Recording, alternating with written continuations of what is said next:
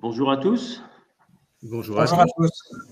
Nous avons le plaisir à l'IGS ce soir de vous accueillir sur une thématique ô combien importante par les temps qui courent, à savoir les compétences clés nécessaires pour avoir des commerciaux performants. Et oui, le titre est volontairement ambitieux. Donc, pour ce faire, j'ai le plaisir d'avoir deux grands experts à mes côtés, en l'occurrence Benoît Vanazzi, qui est cofondateur de Startup Leader et également DRH, ainsi que notre ami Alexandre Imbert, qui est vice-président et associé de Document Store. Les amis, est-ce que vous voulez vous présenter? Benoît, à toi l'honneur. Bien, bonjour à tous. Donc, je m'appelle Benoît Vanazzi, j'ai 56 ans. Je suis un ancien DRH de grandes entreprises, de l'industrie et du commerce.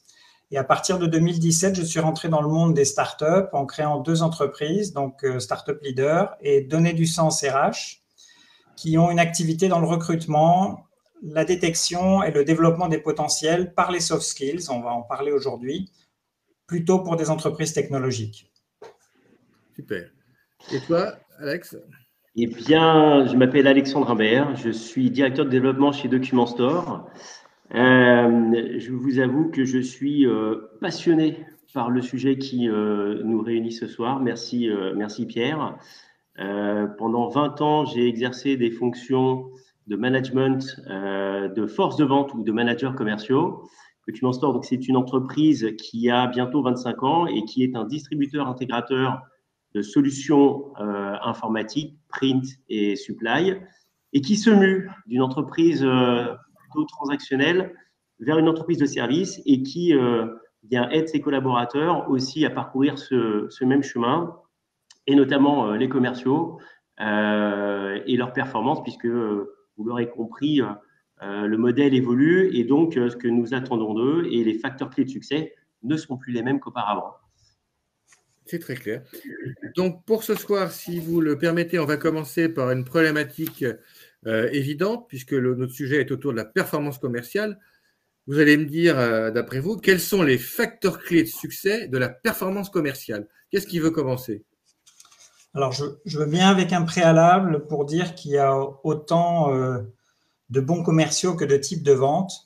Et je prends un exemple un peu caricatural. Si vous cherchez un vendeur pour vendre des services Internet ou sur une centrale téléphonique, ça ne va pas être le même que celui qui va vous vendre des centrales nucléaires. Donc, l'environnement de vente, que ce soit la connaissance du produit, sa valeur ajoutée, sa réputation, la qualité de la marque, l'organisation de l'équipe, tout ça fait que ça peut être très différent d'un contexte à l'autre. Alexandre, tu vois?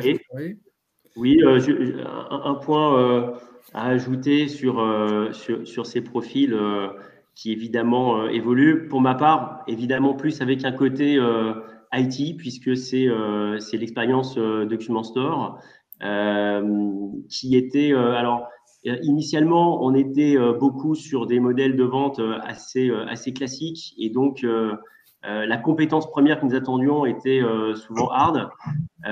Et on se transforme véritablement pour aller chercher beaucoup plus de soft skills, qui, à mon avis, est la clé du succès pour obtenir la performance commerciale. D'accord. Donc, pour bien vous situer, Benoît est plutôt spécialiste en tant que chasseur des startups, on peut dire ça comme ça. Oui. Et toi, Alexandre, vous venez du monde des copieurs, donc Xerox en l'occurrence, qui est plus un monde traditionnel par rapport aux startups qu'on connaît. Et vous digitalisez. C'est bien ça? C'est bien ça. Voilà. Donc, est-ce qu'on peut passer 2 secondes sur les différences justement entre les startups et les business traditionnels en termes de facteurs clés de succès pour la performance commerciale? Est-ce que c'est les mêmes facteurs clés? Est-ce qu'ils sont différents? Est-ce qu'il y a une zone en commun? Je pense qu'il y a effectivement des différences ou une start-up sur les facteurs clés voilà, une entreprise nouvelle avec un business model qui est souvent un petit peu disruptif, qui part de rien et qui voit une croissance forte, assez instantanée, eh bien, est tout de suite dans une dynamique de succès avec des KPI qui sont assez liés à la performance commerciale quantitative. Je vois beaucoup de résultats et c'est matérialisé par la croissance, donc du chiffre d'affaires, la marge, le rythme des affaires. Et dans un business traditionnel, on est alors un petit peu moins sur la conquête parce qu'on doit aussi fidéliser nos clients Et donc, finalement, les facteurs clés de succès sont aussi liés, je vais dire, au taux d'attrition, à la fidélisation des clients. Et ça ne se mesure pas tout à fait de la même façon. En tout cas, là où on se rejoint, c'est que dans ces deux modèles, évidemment, le résultat reste la clé de mesure, même si derrière, on peut décliner de façon différente. Et dans un business traditionnel, avoir l'expérience d'avoir tout un peigne des fondamentaux, des KPI qui sont sûrement plus nombreux qu'une jeune entreprise qui vient de se lancer. Oui, tout à fait d'accord. Je compléterai juste en 2 mots pour dire qu'effectivement, dans une start-up, le premier BizDev, il est avant tout start-upper avec une vision globale de l'entreprise. Il est moins spécialisé dans une orientation vente. D'accord. Donc, quand toi, tu fais de la chasse pour remplacer un patron de start-up parce que la boîte grossit, est-ce qu'on recrute sur des compétences clés traditionnelles, des hard skills, ou plutôt sur un mindset, une posture? Alors, c'est effectivement un exemple très intéressant. Le premier commercial à recruter dans une start-up, parce que souvent, il y a un peu le rêve de dupliquer le patron qui était jusqu'ici le seul ambassadeur de l'entreprise.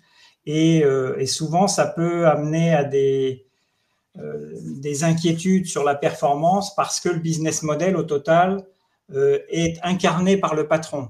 Et le premier BizDev va mettre le doigt sur un certain nombre de fragilités du business model et va devoir aussi être en capacité de faire évoluer avec son fondateur ce business model s'il est imparfait. Donc, contrairement à ce que font nos amis de Document Store avec leur copieur, on ne peut pas faire une copie 3D du fondateur. C'est bien dommage. Bon. Il a quand même des velléités à être une vraie inspiration pour l'ensemble des collaborateurs. Oui. Oui, il a cette velléité, il a ce rêve de pouvoir dupliquer sa propre performance, mais souvent ça masque des fragilités organisationnelles et techniques dans le produit, dans sa valeur ajoutée. Et ça amène à des échecs un certain nombre de fois si ce n'est pas pris en compte, le fait qu'il a une aura de fondateur, de patron. Alors, moi, je vais reprendre ma casquette de docteur en sciences de gestion. On va essayer de définir le concept de commercial performant, si vous le permettez, les amis. C'est quoi un commercial performant? Qu'est-ce qui veut se lancer sur ce sujet? C'est un vaste sujet. On aurait tendance à dire c'est celui qui amène des résultats, mais cette approche par les purs résultats, ça peut être l'arbre qui masque la forêt, parce qu'effectivement, un bon commercial, c'est d'abord quelqu'un qui a une tête de pont, qui va pouvoir alimenter l'ensemble de son organisation en feedback client et faire que l'ensemble de l'organisation progresse. Parce qu'on va sans doute en parler, mais de plus en plus d'entreprises naviguent dans des environnements complexes et pour lesquels le commercial tout seul ne peut rien faire sans alimenter une machine, une équipe. Je ne sais pas, Alex, si ça te parle. Vous avez des KPI chez Document Store pour évaluer on en a évidemment de nombreux. Quanti, Quali. Pour moi, le commercial performant, il doit s'inscrire dans la durée. Et c'est en ça que ça devient compliqué, parce que les commerciaux performants quantitativement sur quelques mois, j'ai envie de dire, ils le sont tous, parce que l'entreprise met aussi beaucoup de moyens à leur disposition, qu'ils puissent réussir dans le temps de façon régulière et qui puisse bien être agile et aussi adapter son mindset aux évolutions de l'entreprise. Aujourd'hui, moi, je ne vends plus ce que je vendais il y a 20 ans, ne serait-ce que même qu'il y a 10 ans. Et dans 5 ans, j'aurai sans doute encore un autre business model en tête. Et il faudra évidemment avoir l'agilité. Il faut que nos commerciaux aient l'agilité pour réussir dans cette évolution. Donc, les KPI de Quanti, ils sont facilement mesurables, que ce soit sur les résultats ou l'activité. En revanche, dès qu'on bascule sur du soft skills, c'est plus complexe à évidemment mesurer. Alors, est-ce qu'on doit juger uniquement les commerciaux à l'aune des résultats, fût-il Quali ou Quanti, ou est-ce qu'il y a d'autres façons d'évaluer la performance d'un commercial, peut-être l'état d'esprit? Benoît, en tant que DRH, tu vois ça comment? Alors, l'état d'esprit, le mindset, est fondamentale. Moi, si on veut faire très simple, parce qu'on peut lui donner de nombreuses définitions, moi, il y en a une qui me plaît beaucoup, c'est de parler de la résilience d'un commercial. J'ai été chercher une petite définition parce qu'on en parle beaucoup sans forcément avoir tout en tête. La résilience, la capacité d'une personne à développer, à continuer à se projeter dans l'avenir en présence d'événements déstabilisants. Et donc, pour le cas de la conquête commerciale, parce qu'on n'a jusqu'ici pas différencié chasseurs et éleveurs, il est clair qu'il y a un taux d'échec et de rejet du commercial qui est la plus élevée des fonctions de l'entreprise et qui nécessite une résilience, donc de se relever, de poursuivre son action, y compris quand on prend des coups. Alors, est-ce qu'on prend beaucoup de coups? Tiens, Alexandre, toi qui es un ancien directeur commercial, je ne sais pas si Benoît t'a aussi épousé cette fonction, mais est-ce que c'est une fonction où c'est quoi le taux d'échec pour un commercial? Ça peut monter très haut. Oui, on prend beaucoup de coups, mais on est résistant. Et moi, je qualifie toujours mes commerciaux un peu de, pour moi, c'est mes super-héros. Parce que quand on fait des approches téléphoniques, on fait encore du téléphone, évidemment, de la chasse lorsqu'on fait de la conquête, on est sur 95% de taux d'échec. Et quand on réussit, on a pris 3 rendez-vous en une demi-journée. Et ça, quand on sort de 3 heures avec 3 rendez-vous, on doit pouvoir être fier d'avoir pris ces 3 rendez-vous. Donc oui, et c'est pas simple parce que, eh bien finalement, à 95% de notre temps, on a des gens en face de nous dont le métier est de nous dire non. Voilà. Oui, donc la résilience. Vous êtes dans une offre que sont les copieurs, pour simplifier, qui n'est pas non plus d'un érotisme torride. Donc, et tout le monde a des copieurs, donc, ce qui est très compliqué. Ça me fait penser à quelque chose, c'est que la France, qui est un pays de technologie, d'ingénieurs, n'aime pas vendre. Or, effectivement, le fait d'aimer ses commerciaux, c'est une démarche culturelle qu'on trouve plus dans le monde anglo-saxon. Et effectivement, je pense que ça contribue à l'efficacité globale d'une organisation commerciale si l'ensemble de l'entreprise met ses commerciaux en avant plutôt que de les critiquer. Je pense qu'il faut aussi penser à les positionner correctement. Aujourd'hui, le marché ne requiert plus de commerciaux, mais plutôt des conseillers pour guider les entreprises à se transformer, à s'organiser. Mais malgré tout, on parlait de multifonctions, de copieurs. Sur le marché du digital, donc un marché qu'on adresse avec une offre de digitalisation de contenu, on a ce même taux d'échec en conquête, en phase de conquête. Donc, je pense que ça dépasse un simple marché, c'est vraiment culturel en France. Et les entreprises, nos clients, sont structurés pour justement faire ce premier filtre vis-à-vis des démarches de conquête telles qu'on peut avoir. Alors, on a dit tout à l'heure qu'on n'aimait pas vendre en France, et donc ça posait des problèmes pour les vendeurs, mais est-ce qu'on n'aime pas vendre ou est-ce qu'on n'aime pas les vendeurs ou les deux? Parce que j'ai aussi l'impression, quand on voit les bisbilles entre les commerciaux et les autres départements d'entreprise, dont le marketing, qu'il y a aussi des petites guéguerres entre les deux. Est-ce que je me trompe en disant que les commerciaux ne sont pas forcément bien intégrés? Parce que c'est un critère de performance, l'intégration.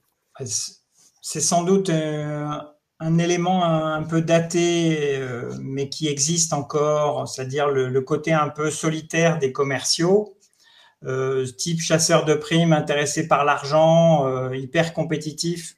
Bon, maintenant, notamment dans les business technologiques ou complexes, si on se positionne comme ça, on est mort. Donc, il y a forcément un besoin d'être en équipe. Et pour ça, que le commercial en question ait une capacité de coopération avec l'ensemble de l'organisation, c'est devenu un point essentiel. Donc, l'intégration du commercial, pour vous deux, c'est un facteur clé de succès et une compétence clé, la capacité de s'intégrer. Absolument, c'est même essentiel.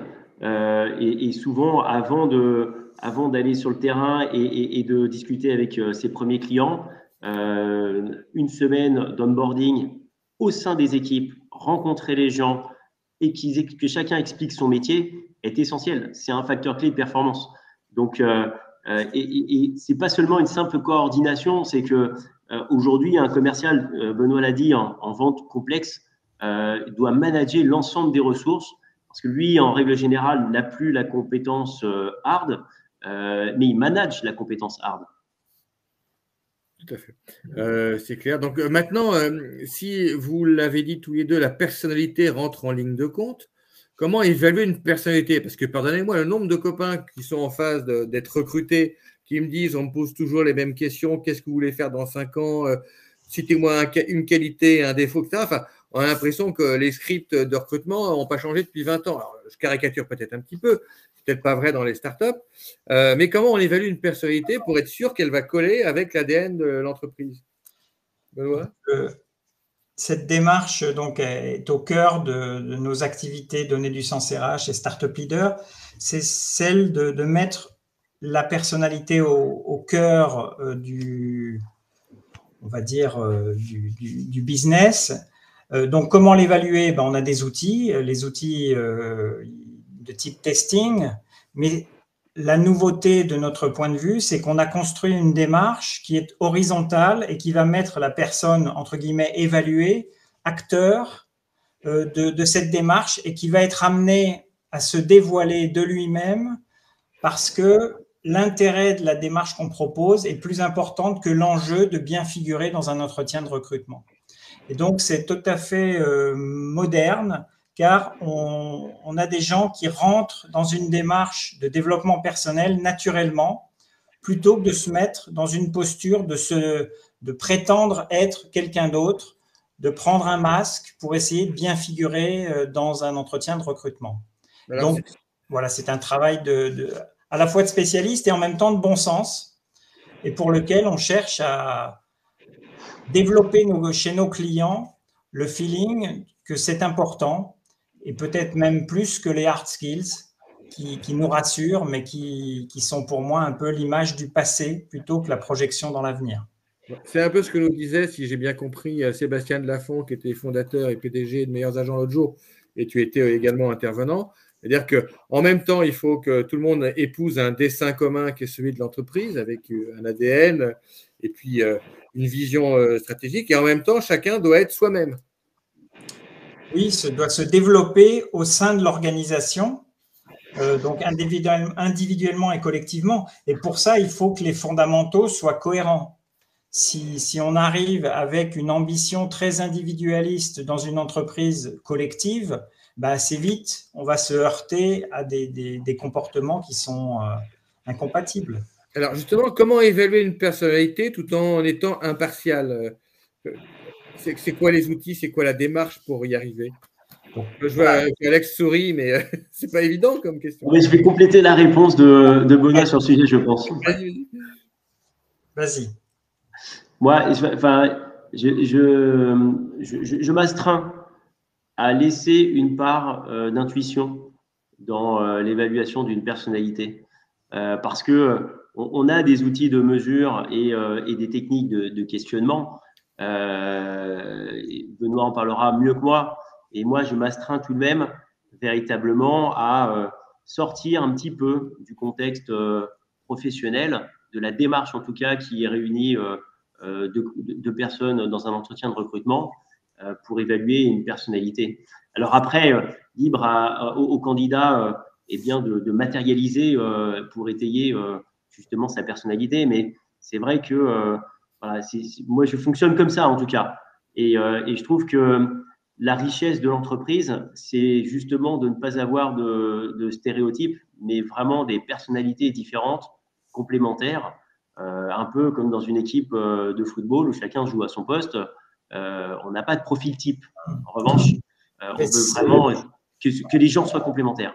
Je suis tout à fait d'accord avec ça. Et le fait de professionnaliser la démarche d'évaluation des soft skills par des outils, par une forme d'expertise, elle ne vise pas à standardiser les recrutements comme on fait parfois quand on veut un HEC, un X, ces fameux diplômes à la française, mais c'est plutôt de chercher l'adéquation au poste, puisque un poste de commercial, on a dit, il n'y en a pas un, il y en a 1000, donc il faut déjà comprendre quel est le poste, qualifier les soft skills nécessaires pour le poste, qualifier le manager. Une spécificité de notre démarche, c'est qu'on commence à mettre nos clients managers dans nos outils pour savoir comment eux-mêmes fonctionnent et pour leur trouver un match, ce qu'on appelle le matching affinitaire, qui va fonctionner au mieux avec la personne dans son poste. Et quand on connaît bien une entreprise, on parle même d'éléments de soft skills culturels pour lesquels on va chercher des gens qui s'intègrent. Mais c'est clairement pas du copier-coller, mais c'est prendre conscience que quand on est, je donne un exemple, on est très dans le détail, eh bien on va avoir souvent moins de capacité à être dans le relationnel rapide. Donc le fait d'identifier des soft skills clés pour le poste qu'on cherche à recruter, ça aide à éviter des échecs. Alors, ce n'est pas une science exacte et l'intuition, elle est dedans aussi et je suis tout à fait d'accord avec toi. Donc, si je comprends bien, Benoît, vous faites une sorte de cartographie des compétences clés, que ce soit des hard skills ou des soft skills, et en plus rentre en ligne de compte une perception qui peut être intuitive du candidat. Ça veut dire que vous allez arriver sur la notion d'état d'esprit ou de mindset. Hein, votre feeling, il est là.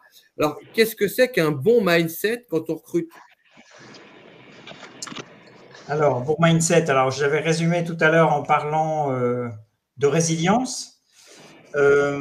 J'ai une liste préparée de soft skills qui me paraissent adaptés à un environnement commercial. On ne va pas toutes les détailler, mais je te l'ai dit au kilomètre. Écoute, dynamisme, optimisme, confiance en soi et en les autres, aisance relationnelle, adaptabilité, persévérance, bonne gestion du stress, capacité à négocier, sympathie, réactivité et coopération. Bon, ça fait un vaste panorama. Je ne sais pas s'il y en a certaines que tu veux creuser. Ceux qui veulent la liste écrite pourront écrire, hein, parce que je ne pense pas que tout le monde… J'ai pris des notes, mais… Alors, ça tombe bien parce que c'était le 3e chapitre que je voulais ouvrir, donc, qui s'intitule « Hard Skills versus Soft Skills ». Qu'est-ce qui est le plus important, les amis? Est-ce que ce sont les hard skills, les soft skills? Est-ce que c'est les deux? Est-ce qu'il faut trouver un équilibre? Si oui, comment? Comment vous procédez pour faire le tri entre ce qui est hard et soft skills? Et peut-être même, d'ailleurs, ce serait sympa si on n'a pas forcément que des DRH autour de nous. On a presque 65 inscrits, enfin participants. C'est quoi la différence entre les hard et les soft skills? On va peut-être commencer par ça. Benoît, le DRH. Voilà, je me donne la parole. Donc, c'est vrai que c'est un truc qui me tient à cœur, quelque chose qui me tient à cœur, notamment parce que j'ai souvent à discuter avec des clients sur les principes d'une mission et à combattre le réflexe qui consiste à se rassurer par le fait d'avoir les hard skills du tenant du poste précédent. On veut le même parce que ça s'est bien passé. Or, si on a quelqu'un qui a déjà fait le job chez le concurrent d'en face, eh bien, il va… pourquoi aurait-il l'envie de se projeter dans l'entreprise pour toi, pour faire le même boulot? Il risque de rigidifier son comportement par rapport au copier-coller du passé plutôt que d'innover et d'apprendre avec ses soft skills. Donc, clairement, pour moi, avantage aux soft skills avant les hard skills. Je partage, Benoît. Les hard skills est souvent un côté, ça a le côté rassurant, puisque c'est beaucoup plus facilement mesurable. Mais ce qui fera la différence, en tout cas, sur un candidat, c'est quand même le soft skills. Super, c'est très clair. Donc, les compétences les plus recherchées, tu les as citées, Benoît, autour notamment de la résilience, hein, puisqu'on est sur la fonction des commerciaux, des vendeurs, de la relation client au sens large. Hein, on n'est pas que sur les commerciaux pur jus. Donc, si je vous comprends bien, les amis, les hard skills sont plus faciles à compenser que les soft skills quand ils sont manquants. C'est ça que vous dites? Alors, j'ai eu une discussion hier avec un commercial qu'on a recruté qui est en pleine réussite et qui est arrivé dans un business technologique qu'il ne connaissait pas. Ça fait 2 mois qu'il est là et il a déjà presque tous les codes, le niveau de culture nécessaire pour être en capacité d'échanger avec un prospect et pour ensuite passer le ballon à ceux qui sont experts dans son organisation.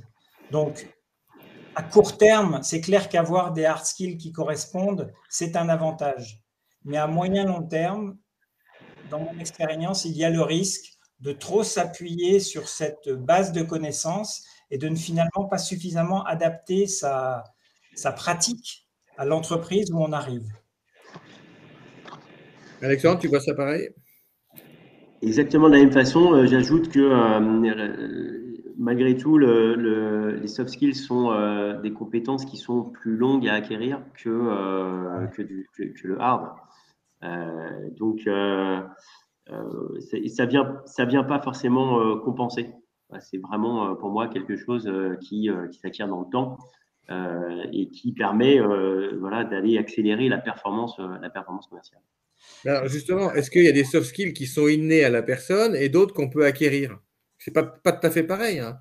Non, mais bon, selon moi, quand j'ai des gens en face de moi dans l'exercice d'assessment flash, d'évaluation collaborative, eh bien, un point très important, c'est d'identifier son ouverture à l'exercice et quelque part sa capacité d'apprentissage. Et là-dessus, tous les individus partent pas avec les mêmes compétences. Il y a des gens qui sont très portés par leur image, par leur apparence, quelque part par ce qui fait leur efficacité, mais aussi leur défense, et qui vont moins bien s'adapter à la plasticité nécessaire pour se remettre en question, pour moi, dans un environnement moderne où il faut apprendre tout au long de la vie et non pas se contenter de ses succès de première partie de carrière. Et là, effectivement, alors, nous, on le fait très régulièrement à travers des entretiens mensuels et plus largement annuels. Mais les premières lignes de management sont vraiment clés sur le sujet parce que c'est eux qui ouvrent la voie pour la remise en question de l'individu. Et donc, l'accompagnement régulier autour de ces compétences des premières lignes de management avec les commerciaux, elle est essentielle. Donc. Et pour ça, donc, il faut avoir quand même des managers qui soient parfaitement formés et qui soient très à l'aise avec ce sujet et qui trouvent les bons mots, les bonnes clés pour permettre à un individu de se remettre en question. Et ce n'est pas le cas de tous les managers aujourd'hui qui, souvent en France quand même, sont plutôt directifs parce que la culture du résultat et ça demande beaucoup plus de temps pour pouvoir, je veux dire, ouvrir. Moi, c'est pas forcément un individu, quand on dit il est fermé, il se remet pas en cause. La vraie question, c'est qu'est-ce qu'on fait pour l'aider à se remettre en cause? C'est pas forcément inné et facile pour chacun de reconnaître son manque de compétences, surtout envers sa hiérarchie. Et pourtant, c'est une marque véritablement de réflexion sur soi-même. Et ça, c'est quelque chose que nous, on attend aujourd'hui sur le marché, cette phase de réflexion, d'ouverture. Mais c'est aussi à nous, on a notre part de responsabilité pour aider les gens à s'ouvrir. Tout à fait. Pour aller dans le sens que tu décris, la raison pour laquelle on commence à faire travailler nos clients dans cet exercice d'assessment où eux-mêmes, quelque part, acceptent la remise en cause, l'humilité nécessaire pour se regarder dans un diagnostic, parce que souvent, en fait, les problèmes de recrutement sont associés à des problèmes de management.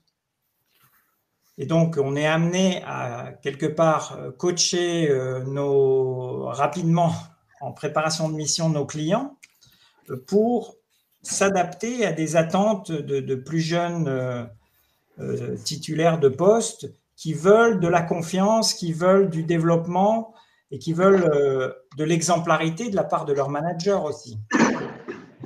Si c'est juste fais ce que je dis, pas ce que je fais, c'est pas cohérent avec une logique d'ouverture pour progresser sur ses propres comportements. Alors, je vous ai bien entendu, les amis. Est-ce qu'on pourrait dire que lors d'un recrutement, tant pour le recruteur que le candidat, tout le monde a intérêt à ce que les gens soient naturels et ne jouent pas un jeu? Sinon, comment peut-on détecter les postures, l'état d'esprit, tout ce qui va de pair avec les soft skills si le gars fait du cinéma quoi, ou est dans l'acteur studio? Tout à fait. Disons que c'est… Bon, d'abord, il faut détecter si l'organisation en question est globalement compatible avec cette ouverture-là, parce que sinon, ça ne va pas le faire. Oui. Et ensuite, ceux qui entrent doivent rechercher cette ouverture-là, qui pour moi fait partie de la modernité du management, où, encore une fois, on est un apprenti tout au long de la vie, plutôt qu'à un moment donné d'être devenu un chef surpuissant qui va traiter les autres comme il n'aimait pas être traité 20 ans plus tôt.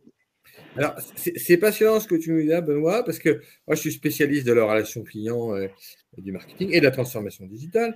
Et dans notre jargon sur la relation client, on parle toujours de symétrie des attentions, c'est-à-dire qu'il faut traiter notamment ses salariés aussi bien qu'on traite ses clients, ce qui est une chose logique. Et là, tu es en train de nous dire peut-être que tu évalues aussi le recruteur quand tu prépares un recrutement pour voir que les degrés d'ouverture soient en parallèle de chaque côté. C'est un peu ça l'idée? Tout à fait. Et qui est une forme, en tout cas, de principe d'ouverture. Ça ne veut pas dire qu'on est arrivé à un niveau de sagesse du Bouddha, mais qu'en tout cas, qu'on accepte la remise en question qu'il y a quand on a encore des choses à faire progresser malgré ses résultats, sa carrière prestigieuse, et qu'on a encore des choses à apprendre. J'avais noté pendant notre phase préparatoire qu'on appelle le dry run avec vous deux, qu'il y a un thème qui t'intéressait particulièrement, Benoît, c'était le thème du commercial idéal. Alors, est-ce que c'est comme le Yeti ou est-ce que ça existe? Dis-nous. Écoute, je pense que c'est un mythe et qu'effectivement, un certain nombre de fois, des organisations qui ont des difficultés pensent que c'est parce que leurs commerciaux ne sont pas au niveau. Ça peut être le cas, mais souvent, c'est encore une fois l'arbre qui cache la forêt. Et donc, dans la modernité, le bon commercial va être celui qui va pouvoir faire des feedbacks à son organisation pour la faire progresser, pour que ce travail d'équipe soit positif. Mais je pense qu'Alex peut en parler au moins aussi bien que moi. Si le commercial idéal existait, je serais bien embêté parce que j'aurais pas besoin de manager sans doute. Donc ce fameux mouton à 5 pattes, parfois on en rêve, mais on essaye de les y amener en vérité. Hein, mais c'est le commercial idéal pour qui? Moi, je nous renvoie la question souvent au management. Un commercial idéal, je peux prendre deux entreprises différentes ou deux équipes différentes. Ils auront tous des définitions différentes parce que des attentes différentes, des KPI différentes. Donc, un commercial idéal, entre guillemets, c'est plutôt son idéal.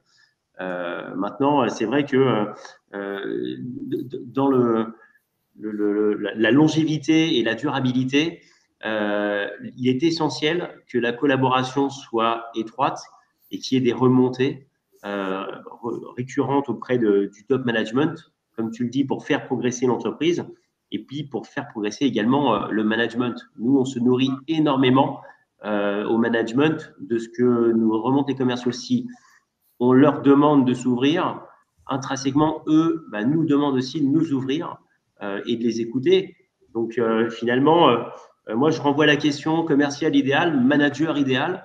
Je pense que tout ça est une véritable symbiose. Donc, la réponse est non à la question, mon cher Pierre. Alors, moi, pour une fois, je vais aller un petit peu à contresens. Moi, j'aurais tendance à croire que le commercial idéal, il a l'étoffe d'un futur manager. Ça, vous ne l'avez pas évoqué. Hein. Alors là, pour le coup, c'est une situation que je connais bien, mais j'ai pas le commercial idéal, mais j'ai des très très bons commerciaux. Performants, mais pour autant, ce ne sont pas des managers. Et pour moi, il y a quand même un monde d'écart. Et souvent, je vois ça, j'ai vu ça dans beaucoup d'entreprises qui ont une activité un petit peu similaire à la nôtre. On l'a passé manager parce qu'il était très bon commercial, parce que c'était le commercial idéal. Mais en vérité, quand même, il y a un monde d'écart entre faire du business avec des clients et manager une équipe, et notamment une équipe commerciale. Donc, pour moi, il n'y a pas de lien spécifique et ça peut être un commercial un peu moins bon, mais qui a ce talent de pouvoir manager et emmener les gens, fédérer et les emmener dans la stratégie de l'entreprise. Oui, ça me rappelle une partie de ma carrière que j'ai faite dans la vente automobile et toute la difficulté qu'il y avait à promouvoir certains excellents commerciaux en termes de résultats de vente, mais qui était dans un mode personnel et pas pédagogue et qui ne transmettait pas. Donc, c'est vrai que les deux peuvent être dissociés. Cependant, j'irai dans ton sens, Pierre, notamment dans la logique de vente technologique, de vente de plus en plus complexe, où à un moment donné, manager ou en tout cas chef de projet, le commercial, à un moment donné, il devient un peu un animateur en tête de pont d'une équipe pluridisciplinaire qui a besoin de progresser tous ensemble et qui sort de son isolement tel qu'on a l'image d'Épinal du commercial. Mais quand tu parlais d'idéal, c'était à idéal que je réagissais. Idéal, pour moi, ça fait un peu pensée magique, comme si d'un seul coup, c'est une personne, trouvez-moi la bonne personne et tous les problèmes de l'entreprise seront résolus. Donc, c'est très bon commercial, mais idéal, j'aime pas ça. On va dire performant, alors. Voilà, c'est ça. Alors, ça m'amène au cinquième thème de notre rencontre. Les commerciaux performants sont-ils les mêmes qu'il y a 20 ans? Alors, je suis sûr que vous allez me répondre non, mais j'aimerais bien savoir pourquoi. Je pense que oui, la réponse est non, tu l'as compris, Pierre. Il y a des cas où un commercial performant il y a 20 ans peut être aussi performant aujourd'hui, mais le marché a changé, l'entreprise évolue, les offres évidemment aussi. La compétence doit évoluer évidemment en fonction du marché et des exigences de nos clients.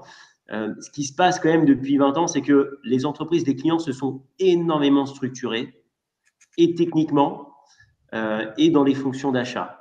Et aujourd'hui, l'information, la plupart de l'information, elle est quand même disponible n'importe où, n'importe quand. Et que ce modèle de commercial performant qui apportait il y a 20 ans l'information, la primeur de l'information dans un circuit de décision plutôt court, eh bien aujourd'hui arrive dans toute une organisation avec des patrons des achats en face de lui, avec des gens qui techniquement sont souvent plus qualifiés que lui, qui ont déjà un accès à l'information. Donc s'il veut être performant aujourd'hui, il va falloir qu'il apporte peut-être les 10 ou 15% d'informations que le client n'a pas. Et avec tout ça, il doit apporter sa crédibilité. Alors, moi, j'ai envie de te dire que non, ce n'est pas forcément les mêmes qui ont réussi à faire ce chemin sur ces 20 dernières années. Benoît, tu vois ça comment? Je rajouterais à ce que tu viens de dire qu'il y a une entrée en trombe du digital qui fait qu'il y a 20 ans, il y avait encore certains qui pouvaient compenser le manque d'aisance informatique par leur grande expérience. Maintenant, c'est plus le cas. Il faut vraiment être totalement fluent sur l'utilisation des outils en complément d'une personnalité adaptée. L'autre élément, c'est vraiment qu'il y a une complexification des environnements économiques, et on l'a déjà dit plusieurs fois, mais qui font que le solitaire va se planter. Il a besoin de faire partie d'une équipe. Alors, moi, j'aimerais qu'on fasse un petit peu d'étymologie, parce que le mot commerciaux ou commercial, ça vient de commerce. Et commerce, c'est celui qui vend, celui qui fait de la conquête client. Or, j'observe aujourd'hui, à mon grand dame, en France par rapport aux autres pays, notamment anglo-saxons, qu'il n'y a pas beaucoup de commerciaux qui vendent, il y en a beaucoup qui font de l'élevage, qui gèrent un portefeuille client, contrairement à nos amis allemands, italiens, anglo-saxons, les Anglais et les Américains adorent ça, qui sont sur de la conquête. Et ensuite, on passe le relais à des fonctions qu'on a vu poindre avec succès dans les startups, comme chez Meilleures Agences, c'est-à-dire les CSM ou Customer Success Manager. Donc, si ces commerciaux, entre guillemets, sont plus tout à fait les mêmes, est-ce que ce n'est pas lié aussi au fait qu'on leur demande un grand nombre de compétences nouvelles, pas seulement le digital que tu as évoqué, Benoît, par exemple la stratégie, le marketing, tout ce qui est lié à la data, parce qu'ils renseignent beaucoup de data. Je ne parle même pas du CRM auquel ils étaient allergiques pendant des décennies. Et ceux qui sont dans un univers digitaux, ils s'en servent comme de l'or de jambe, donc ça paraît normal. Donc moi, j'ai le sentiment, et je me trompe peut-être, mais en voyant mes clients, que ce soit chez les grands comptes ou dans les startups ou les entreprises qui sont nativement digitales, que le commercial aujourd'hui, il porte mal son nom parce qu'il est extrêmement pluridisciplinaire. Il fait même de la formation des clients, de l'accompagnement, du coaching, notamment sur la transformation digitale. Bon, est-ce que c'est encore un commercial? C'est ça ma question. Ouais, pour moi, oui, Pierre. Et c'est même un super-héros parce que aujourd'hui, garder un client, c'est un super challenge. Il faut imaginer qu'il y a 20 ans, quand tu scellais une relation avec un client, allez, tu partais quand même pour quelques années. Tu étais dans une relation durable. Aujourd'hui, tu le fais, mais les clients sont tellement sollicités par la concurrence que conserver ton client et lui apporter toujours l'information, la veille technologique, c'est déjà un super challenge. Et je te confirme que c'est énormément de temps passé au détriment parfois de la conquête pure. Est-ce que vous n'avez pas l'impression que quand on regarde des startups que Benoît connaît très bien comme meilleurs agents, il y en a d'autres, Caliz, il y en a plein dans les PropTech notamment, les entreprises se scindent en deux populations, des gens qui font de la chasse, mais vraiment de la chasse, donc on appelle commerciaux, ou des commerciaux digitaux d'ailleurs, qui sont très bons dans le domaine physique et aussi beaucoup dans le digital. Certains ne sortent pas de leur bureau et vont faire 300 ventes par an, ce qui est le cas chez meilleurs agents. Où on a en parallèle, dès l'onboarding du client, des CSM qui font de la fidélisation. Et qu'il n'y a plus, et je caricature un peu, que dans la relation client, que deux types de populations, les chasseurs et les éleveurs, donc les conquérants et les Customer Success Managers. Est-ce que ce n'est pas ça un peu ce qui se passe dans le monde, au moins du digital? Donc, par rapport à ce que tu viens de dire, je pense qu'effectivement, le nombre d'outils supplémentaires qui s'est rajouté à la panoplie du parfait commercial fait qu'à un moment donné, on oublie peut-être les fondamentaux, notamment quand l'humain rentre en contact avec l'humain, qu'il y a des choses assez simples qui se passent. Cette personne me donne confiance, cette personne me rassure, je pense que ça va bien se passer. Et ça, c'est pas tout l'arsenal technologique qui permet d'obtenir ça. Donc, il y a sans doute un risque de déshumanisation de la vente par la surenchère technologique. Après, il y a des recherches de leads par Internet, il y a des outils dans tous les sens et certains sont sans doute devenus indispensables, même si j'en suis pas spécialiste. Je crains qu'à un moment donné, on fasse du job de commercial un job dont on ne peut pas staffer le poste sur toutes les compétences. Parce qu'effectivement, c'est le mouton à 5 pattes. Quand on cherche à cartographier le profil qu'on a décrit, on dit cette personne n'existe pas, notamment parce qu'elle a besoin de tellement de compétences techniques pour maîtriser les outils qu'il n'y aura plus de place pour les soft skills de la relation humaine. Alors, est-ce que ce n'est pas une tendance de fond de vouloir recruter une personne alors qu'en fait, il en faut 2 ou 3? Vous voulez réagir, Alex? Pardon. Oui, non, je pense l'une des clés, c'est de pouvoir compter sur un marketing opérationnel fort et puissant qui permet, sans déshumaniser la relation, justement apporter véritablement, je pense encore une fois, la veille technologique à nos clients. Et puis, ce qu'il faut préserver absolument, c'est cette relation parce que c'est au final ce qui fera la différence dans un acte de vente. Donc, on demande beaucoup, et chez nous en particulier, là, je te rejoins Pierre, il faut renseigner notre CRM. Parce que si on ne renseigne pas le CRM, on n'exploite pas forcément la data pour adresser nos clients et nos prospects dans les meilleures conditions. Et c'est l'une des clés de la réussite. Et effectivement, tu le dis, les commerciaux en étaient allergiques pendant de nombreuses années parce qu'ils ne voient pas la finalité. La finalité, c'est de savoir que son client peut être adressé peut-être avec un CSM s'il a la bonne information, peut-être avec de la conquête digitale si on a la bonne information, et que, bien, finalement, en investissant 5 ou 10% de son temps à qualifier un outil un type CRM, il va peut-être gagner 30% de son temps en frontal avec le client et puis il va lui parler véritablement des choses les plus intéressantes, les plus percutantes. Et puis, ce qui sera robotisé, ce qui peut être robotisé, évidemment, c'est tout ce flux d'informations qui parfois occupe une grande partie de la vie du commercial. Alors, je rebondis sur ton terme robotisé parce que c'est pas beau. Puis après, on va répondre aux questions que nous posent nos chers participants, dont une qui me paraît tout à fait pour vous. C'est que la robotisation, c'est un petit peu contraire à ce que disait Benoît tout à l'heure, c'est-à-dire qu'il ne faut pas que les outils digitaux déshumanisent la relation client. Et moi, qui suis un spécialiste de la relation client, j'ai même commis des bouquins là-dessus sur la fidélisation et la conquête client. Je dirais que le métier du commercial, c'est le même que ceux de la relation client. C'est faire exister l'autre. Donc, si on déshumanise la relation, ça ne marche plus. Alors, si vous le permettez, on va répondre à la question de Vincent. Que pensez-vous des outils logiciels de Sales Enablement? C'est un sujet que je connais très bien en plus, pouvant aider les commerciaux dans leur quotidien. Qu'est-ce qu'il veut répondre là-dessus? Si vous ne voulez pas, je le fais. Hein. Ne vous inquiétez pas. Vas-y, Benoît. Ah non, ce n'est pas ma partie, je vous laisse. Alors, moi, j'ai beaucoup travaillé sur le Sales Enablement, notamment avec des acteurs français. Je connais bien Shopad, iSpot, Touch and Sell, pour ne pas le citer, qui est français.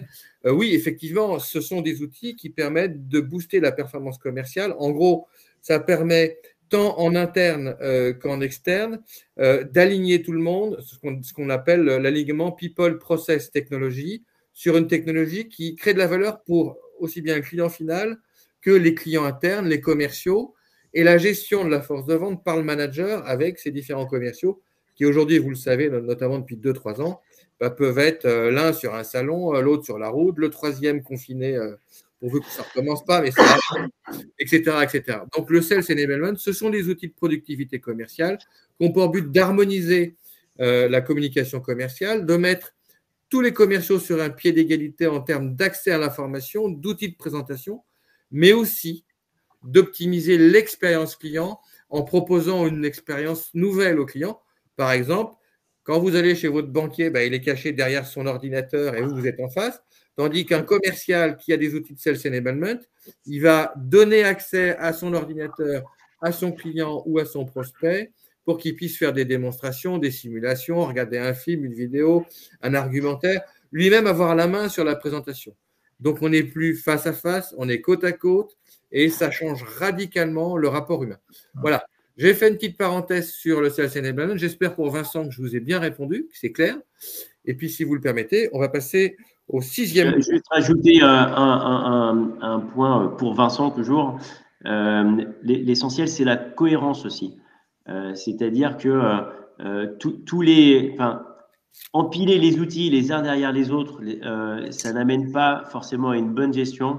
Il faut qu'il y ait une vraie cohérence dans la mise en place des outils parce qu'il faut que ça reste extrêmement fluide en termes d'expérience, à la fois pour le client et pour le collaborateur.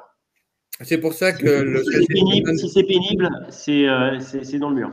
C'est pour ça que tous les outils digitaux, dont le Sales Enablement, qui est une discipline qui collabore à la transformation digitale, doit être réalisé dans l'alignement de la stratégie corporate et faire l'objet d'une charte, ce qu'on appelle une charte de Sales Enablement.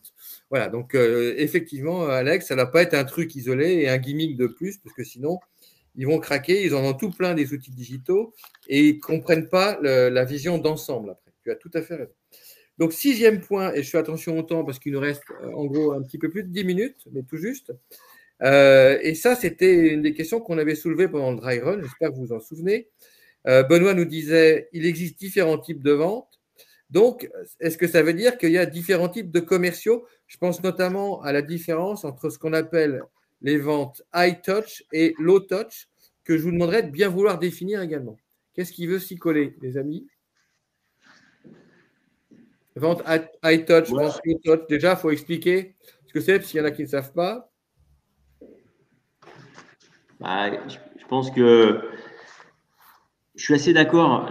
Donc, high touch, low touch. Alors, j'ai pas la définition exacte, mais à mon sens, on est soit dans de la vente assez simple avec un circuit de décision rapide, quasiment mono-interlocuteur, avec un produit peut-être à faible valeur ajoutée, et évidemment high touch avec donc plutôt un circuit de décision complexe qui va toucher peut-être un périmètre chez nos clients qui est beaucoup plus large et qui nécessite de ne plus être tout seul, en tout cas, pour réaliser ce type de vente.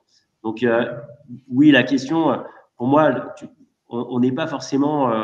je retiens, c'est le commercial un peu autarcique qui va faire du low touch et peut-être réussir sa vente. Mais aujourd'hui, le commercial, pour aller chercher du high touch, nécessairement, il va être accompagné de plusieurs ressources et il va devoir utiliser l'ensemble des ressources et manager ces ressources pour aller vendre l'ensemble de son offre.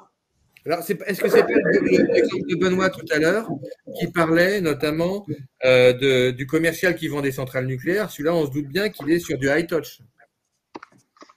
Que c'est des ventes complexes qui peuvent durer clairement, des… Et puis, je pense qu'il y a aussi la notion de vente processée, c'est-à-dire que dans le low touch, bon, il y a des produits à faible valeur ajoutée, mais il peut aussi y avoir des processus de vente extrêmement processés par les outils informatiques qui font que, et notamment si on a une marque mondiale, Google ou je ne sais quoi, à un moment donné, c'est juste mettre dans les bons tuyaux pour que la vente se fasse. Et donc, il n'y a pratiquement plus de commerciaux dans ce dispositif. Oui, effectivement. Donc, on arrive à l'avant-dernier sujet. On est à peu près dans les temps, il nous reste 8 minutes. On a parlé vaguement du digital, mais là, on va parler du phygital, et notamment de l'impact de la crise sanitaire sur le management des forces de vente, avec notamment beaucoup de gens qui se retrouvent à la maison, comme on l'est ce soir, et comme le sont, je suppose, une bonne partie de nos participants. Donc, est-ce que le distanciel a des conséquences fondamentales sur la gestion de la relation avec les clients, sur la conquête client, notamment la prospection? Alexandre, toi qui es ancien DIRCO, j'aurais tendance à te confier la parole en premier. Merci Pierre. Oui, il y a énormément aujourd'hui de rendez-vous qui se font à distance, qui se font en Teams. Ce qui est très frappant et gênant, c'est que dans un acte quand même de relation, alors, acte de vente, on est avant tout c'est une aventure humaine. On perd toute l'analyse de la gestuelle.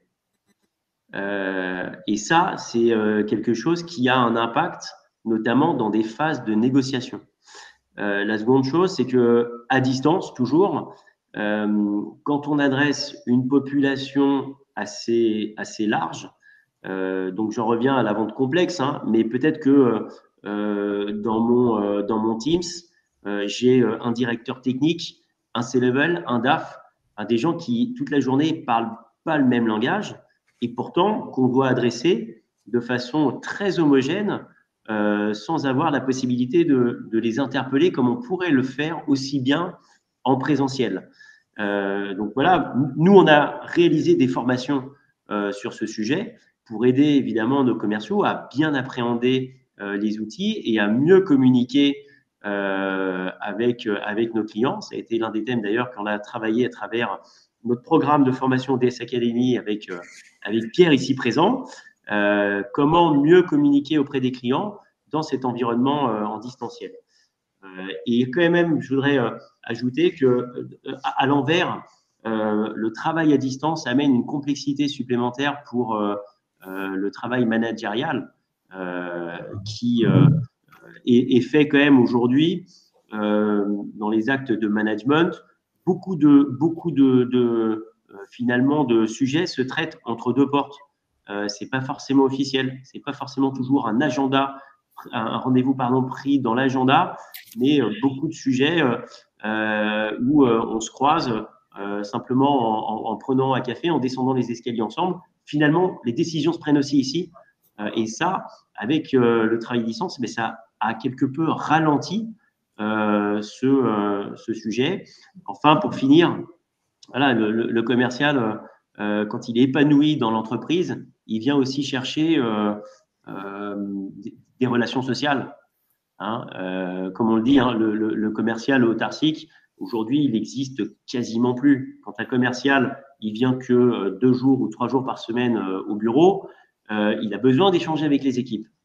Et les équipes ont besoin d'échanger entre elles. Le partage de la connaissance est quand même quelque chose d'essentiel. La transmission se fait beaucoup dans, encore une fois, des moments qui sont informels. Donc, il y a un vrai impact du travail à distance qui renvoie en fait les commerciaux un peu dans l'ancien monde assez autarcique et contre lequel on se bat avec nos armes. Ouais.